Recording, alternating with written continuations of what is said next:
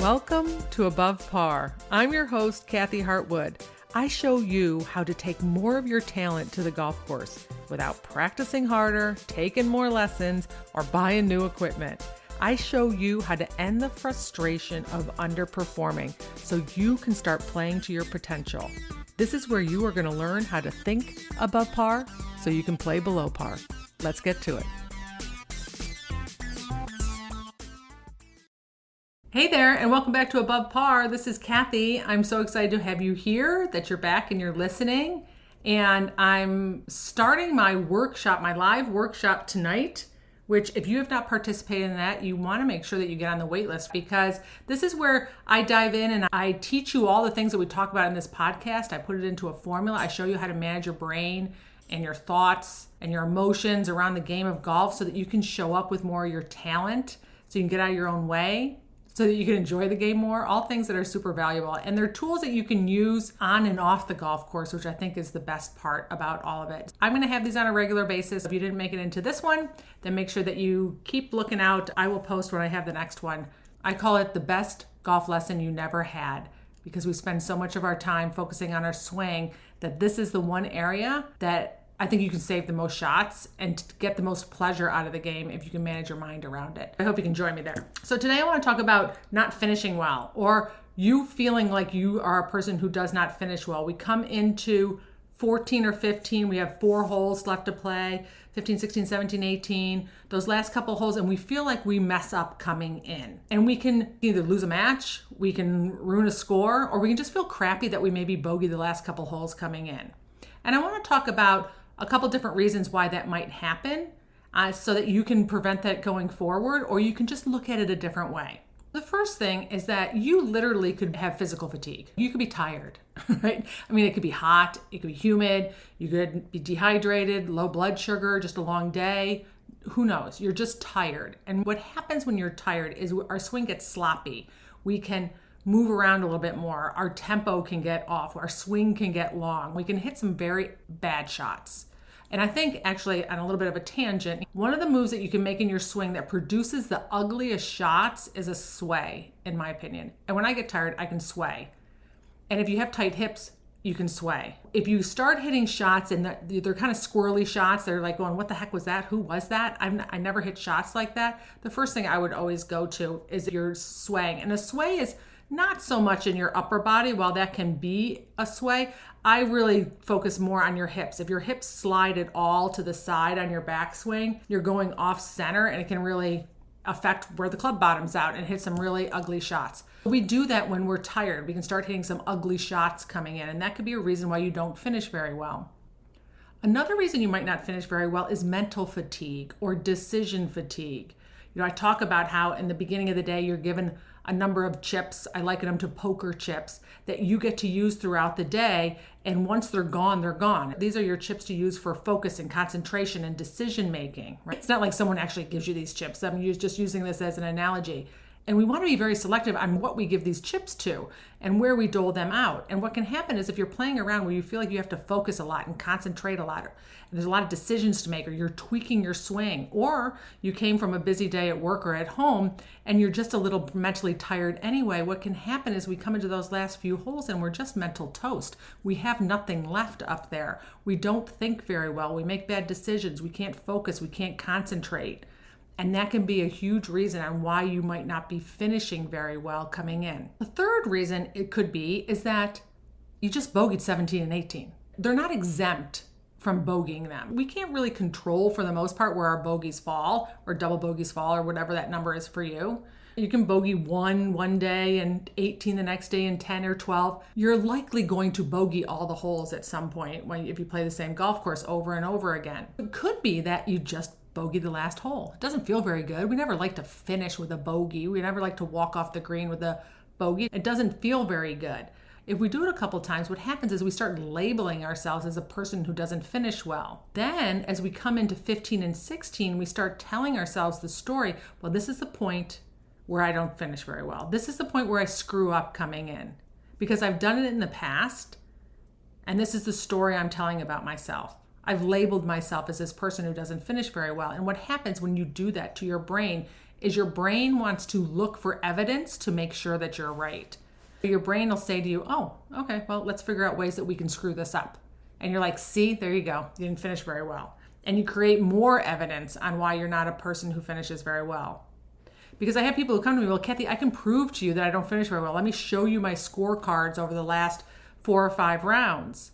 And I say, of course, because it's like you saying to yourself, I'm a person who always trips going up the stairs. You maybe tripped 1 or 2 times and you label yourself as a clumsy person who trips going up the stairs. So now all of a sudden you start thinking about going up the stairs every time. You're not walking up the stairs with the best of your ability. You're not walking up the stairs nice and relaxed or confident. You're thinking about it. You're thinking about each step. You're thinking about what you do every time you walk or move going up those stairs. When that happens, it's more likely that you will trip going up those stairs. The same thing happens on the golf course. You want to intercept that story. You want to start telling yourself a different story. You have to realize that you telling that story is going to keep producing that result for you. That's your first step. The second step is you have to notice that that thought doesn't feel very good, because by the time you come into 14 or 15, you're feeling a little defeated. You're like, yeah, this is the part of the round where I start messing up, coming in, wah, wah. Right? You feel a little defeated and you kind of give up, and your brain starts to prove to you that you're right. And you want to intercept that story. And how do you do that? You do that by creating something more neutral. You don't have to go to positive. You don't have to go, I'm a great finisher. I'm the best finisher at the club. I'm the most amazing finisher, because your brain will spit that out to you and say, well, that's totally BS. You want to go to something more neutral on your way there. And what neutral would look like is, it's possible I could finish well today. I've finished well in the past.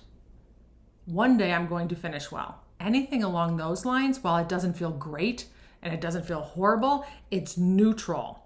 And it helps you not be in the back of your brain. It helps you look for those possibilities. It helps you focus a little better and show up better on those last few holes. You have to start telling yourself a different story. It cannot be the story that you are a person who does not finish very well. And then the fourth reason is that you can start focusing on your results and your score before you finish, right? And this happens for a lot of people. It is probably one of the biggest hurdles in golf, is that we start adding up our score before we finish the round or sign the scorecard or even walk onto the 18th tee. And when we start focusing on the results, we can do a couple different things. One is we can get very defensive, like don't make any mistakes, don't screw up coming in, you have a good round going on, right? When you tell yourself those stories, you get very defensive. You get into prevent mode. You're trying not to make mistakes. You can have a tendency to decelerate, be tentative over the ball, tentative over putts. You're not showing up as the same person who got to 14 or 15, being calm. Now you're trying to prevent mistakes from happening. You're guarding against them so that you can kind of stumble your way in. Or the other thing that you can do is start pushing for birdies, pushing for really good shots. And you start saying, I need to play these last few holes really well, or I have to make a birdie coming in. Anytime you say the words I have to or I need to, that puts pressure on you. You could be a person who, when you say that, you feel focused and driven. Maybe you got to decide. But for the most part, I'm going to say a vast majority of people, when they say the words, I have to make a birdie, I have to make this putt, I need to hit this in the fairway, I need to make a par here, we feel pressure. And when you feel pressure, again, it shows up in your body. You're not going to be making the same swings that you made over the last 13 or 14 holes. Part of the reason why we focus on our results and our score is because of what we make that score mean. What does it mean to you to shoot that number or win that match or to finish well? What do you make it mean about you? What do you make it mean about your golf game? Sometimes we worry about what other people think, and it's that feeling at the end of the round that puts our brain on high alert. Our brain is like going, guess what? Like, you need to play well, because otherwise you're going to feel this way when you get done. And you don't want to feel that way, so I need to put you on to high alert. Like, there's danger. There's a saber-toothed tiger at the end of the round when you sign your scorecard, unless you do these things coming in. It puts a lot of pressure on your golf game. The goal for all golfers is to stay as present as you can over every shot. You want to show up over every ball being calm and certain and confident, the best that you can. You want to notice that your brain is thinking it's in danger, thinking that there's a problem, and you want to redirect it. You want to talk to your brain like it's a person. I have clients who name their brain, from Helga, Bruno, to shithead. It's that part of the brain that starts chirping at you. And you want to tell it, like, listen, I know what you're doing. There is no problem here. I got this. And you want to make sure that you're getting back into your prefrontal cortex. You also want to make sure that you have tools that can get you out of the back of your brain up to the front of your brain on purpose. Sometimes we can't do it with thoughts. We have a hard time quieting our brain. That is what I teach in the workshop. You want to have some of those tactics with you that you can pull out when you really need them, when you can't get yourself out of all that chatter and negative talk and negative feeling, so you can focus over the golf ball. Because we know that when we stand over the golf ball and we're not in one of those 3 C's, I call it, calm, certain, or confident, most of your talent is not going to come out. So the goal is always to get into that place where you can swing your best. There are ways that you can get up to where you can at least focus, because when we're in the back of our brain, when we're anxious and when we're feeling stress and when we're feeling pressure, we don't have access to being able to focus. That's why you can make some stupid mistakes coming in. Like, I was really nervous. I swung. I wasn't even thinking. I totally forgot that was a short side of the hole and I hit it over there. Right? All these things, we make these mistakes that we can't believe we're making, and we blame and shame ourselves for doing it. But I'm telling you that all that is happening is you really just don't even have access to being able to focus. Our brain isn't designed to think clearly if we're in fight or flight. We need to fight or flight, not negotiate. It's just good to know that that is what your brain is doing. You just want to keep redirecting your brain. You do have to talk to yourself. It would look like, I can see I'm focusing on my results. I'm just going to stay present and focused over each shot. One shot at a time. I'll add them up when they're in. Whatever works for you. The words that I say might not resonate with you. You want to come up with your own variation of them. But just understand it's probably the biggest hurdle for most golfers is not focusing on your score, not focusing on that end result while you're still in the middle of the golf course. So don't beat yourself up if that happens. So to recap, if you're not finishing well, you either have physical fatigue, which is pretty easy to figure out. You have mental fatigue. And just notice if you're just tired in your head, you can't think very well. You might have energy, but your brain is kind of mush. And if you have that situation enough times, that could be a reason why you don't finish well. And then you start labeling yourself a person who doesn't finish well, which is the third reason. That's maybe just where those bogeys fell. And you don't want to make any bigger deal out of it than that. If you do start labeling yourself a person who doesn't finish well, you want to intercept those thoughts and come up with something more neutral. It's possible I could finish well today.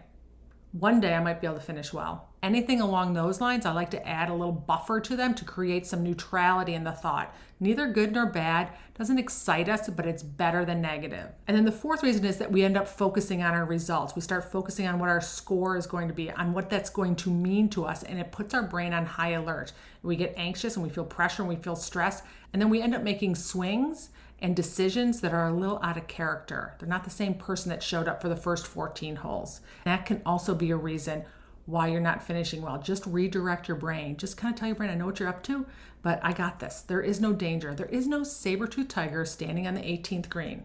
So I hope this helped. I hope the next time you go out there and play, you are focused and present and certain and calm and confident on those last 3 or 4 holes, and that you finish very strong. All right, my friends, you got this. I'll talk to you next week.